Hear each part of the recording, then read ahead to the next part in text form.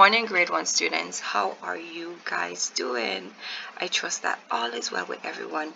So now we are in a new month. Do you know what month we are in? Last month we were in May, and this month is now, what this month is? This month is now June. Today is Thursday, the 4th of June in the year 2020, and we are going to begin our language arts lesson. You would need your language tree text, language arts exercise book, a pencil, eraser, and sharpener. Phonics review. So the last time we looked at phonics, we were looking at the ICE word family. So here I have some sentences and a question for you to practice your ICE words that we covered. So pause the video here and give these sentences and question a try. Phonics. Today for phonics, we're going to be looking at the long E sound. So you can bare your teeth like that. Normally when you're grinning your teeth to somebody, you would say E. So yes, that's the song that we're doing today. I'm going to play the jingle for you to hear.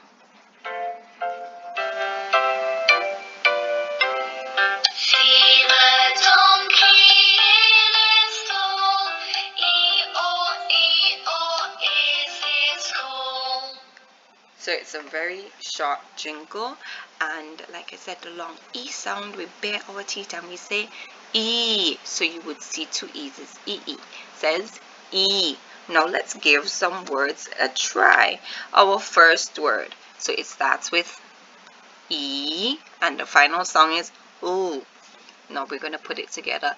Eel. Eel. The word is eel, and here is a picture of an eel. Two different eels I put here for you to see. Have you ever seen an eel before? Where do they live? What animal does it remind you of? Okay, so our first word was eel. Second word, the first sound is S, S, and then E. So put it together. S, E, C. See, this is see. We see with our eyes. Excellent. Second word, see. Let's continue. First sound, T, T. Second sound, E, T, E, T. Now, this is not the tea that you drink. Sometimes when people are wearing t-shirts, they would say, I am wearing a tea. I am wearing a white tea or a blue tea. And that is how you would spell this T, referring to the t-shirt. Let's continue. First sound, T, T. Second sound, R, R. Put it together, tr. And then we have E, tree. The word is tree. So here is a tree. What tree do you think it is? Okay, good guess. Let's continue. What animal is this? Let's see the word. Let's sound out the word to figure out what animal it is. First sound, B, B. Second sound, E, B, E, bee. The word is bee. Here is a picture of a bee. This is how a bee looks up close, and there's a bee on a flower. What is it doing on that flower? Wow, you're such bright students. Let's continue. What is this? Let's sound out the words to see what it is. First sound, B. Second sound, E. We know this says B. And now let's add the final sound on there. B, E, F, F, B, E, F.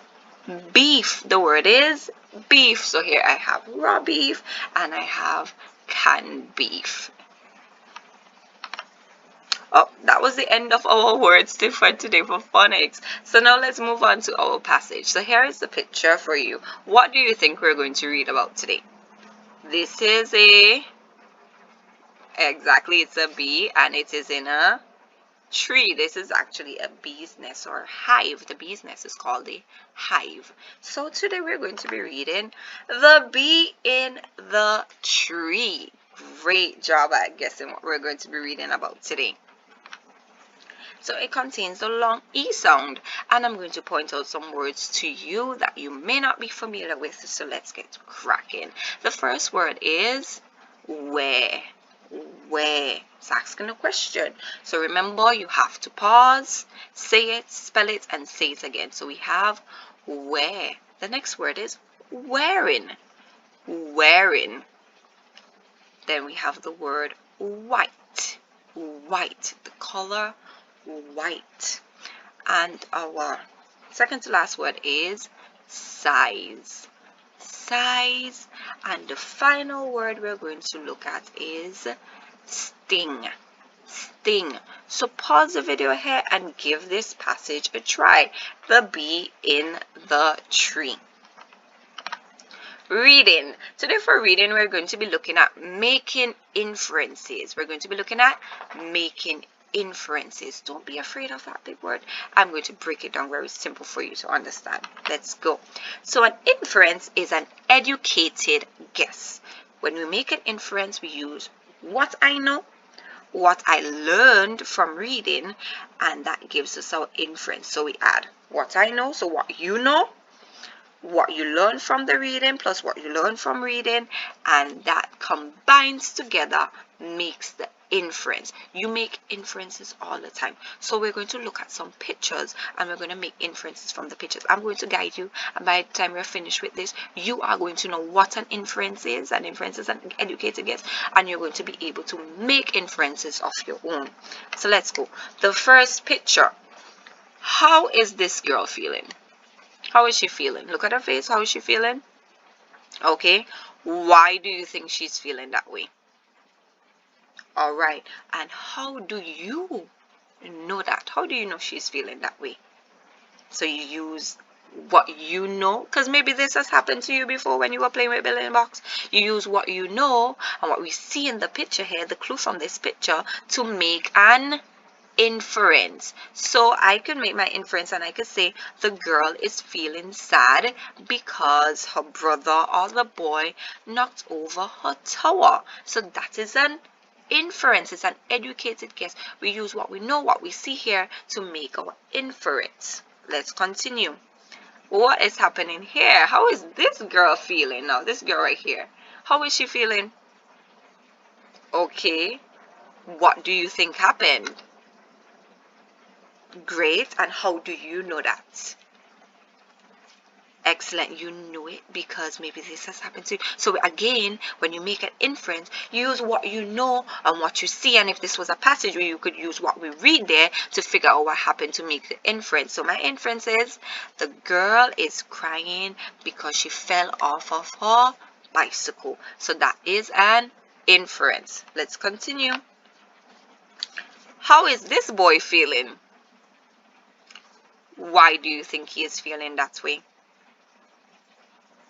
And how do you know that? Great. So again, use what you know, what you see to come together now to make an inference, an educated guess. So my inference here is that this boy is happy, or he's excited because he has won the race. He arrived at the finish line. And the final one, look at this picture. How is this boy feeling? Why do you think he is feeling that way? What about this picture makes you guess that this boy is feeling that way? And how do you know that? Right, because you have been sick before, and maybe your mommy has checked your temperature before as well. And we use what we know, what we see here. We see his face doesn't look like he's happy, to make our inference. So my inference is the boy is feeling sick. Maybe he has a fever because I see his mom is checking his temperature. So I use what I know, what I see, to make an inference. Now when we are reading, we use the clues in the passage combined with what we know to make our inference, to make the educated guess. Before reading the passage for today, I'd like for you to ask yourself, who is a dentist? Who is a dentist? Have you visited the dentist before? What did the dentist say and do? So think about these, answer them before you read the passage today. during reading. So now you're going to turn to page 54 in your textbook and you're going to read the passage aloud twice. Do you remember what the word twice means? To do it 2 times. Great. And then after reading, you're going to discuss the parts of the story that occurs, so the character, the setting, the problem maybe, and you're going to share what you understand from the story. So you're going to make inferences of your own. You're going to explain what you understand and maybe the inferences that you came up with in this story. And you're going to answer the comprehension questions. One of the comprehension questions would ask for you to make an inference. So that is why today we were focusing on making inferences. And that would be the end of reading. Now, grammar, singular and plural nouns. Nouns can be singular, meaning one, and nouns can be plural, which means more than one. Today, we're going to be looking at nouns ending with CH. So last week, we looked at simply adding S to nouns to make them plural. Now, this week, we're looking at when a noun ends with CH, we add ES to the ending. So if your noun ends with CH and you want to make it plural, it's more than one, we add ES, so your ending will look like this. Okay, you see that? So let's continue. So the first picture we have here, a church. Is it singular or plural over here? It is one church. So it's singular. On this side we have 2 churches. So you notice that the word church ends in CH and gives us a ch sound. So we added ES to it to make it plural. So when a noun ends in CH, we add ES. Let's continue. So this is somebody's lunch. So over here we have one lunch. It is singular. And here we have 2 children eating their lunches. The word lunch ends in CH, so we added an ES to make it plural. Here I have one bench. So this is singular. But here we have 3 benches. So the noun ends in CH, we add ES. Great. So here I have a, let's see if we can figure this out. Somebody might say stick, but I'm looking for a CH word, and it's a branch. We break branches all the time off of trees. So we have one branch, and here I have many branches. I don't want to count them all, so I'm going to say I have many branches. It ends in CH, so I added ES. And finally here we have one beach. It ends in CH. And when we have more than one, what are we going to do? We're going to add ES, so we have 3 beaches. So when a noun ends in CH, we add ES. Wrapping up our lesson for today. So singular and plural activity I'd like for you to do, show that there is more than one. You're going to write these down inside of your book. You're going to head up, and I have them by them, the singular ones over here, and then you're going to write on the line. Now you're going to write the plural form of it. So you have to decide if you're going to add ES to the word, you're going to add S to the word, or you're going to add ES to the word to make it plural. So when a noun ends in CH, we add ES to make it plural. And so therefore for the others that don't have CH, what would you do? You would add S. So give these words, these nouns, a try. And farewell, which is a fancy word again for saying goodbye, and good wishes, grade 1 students.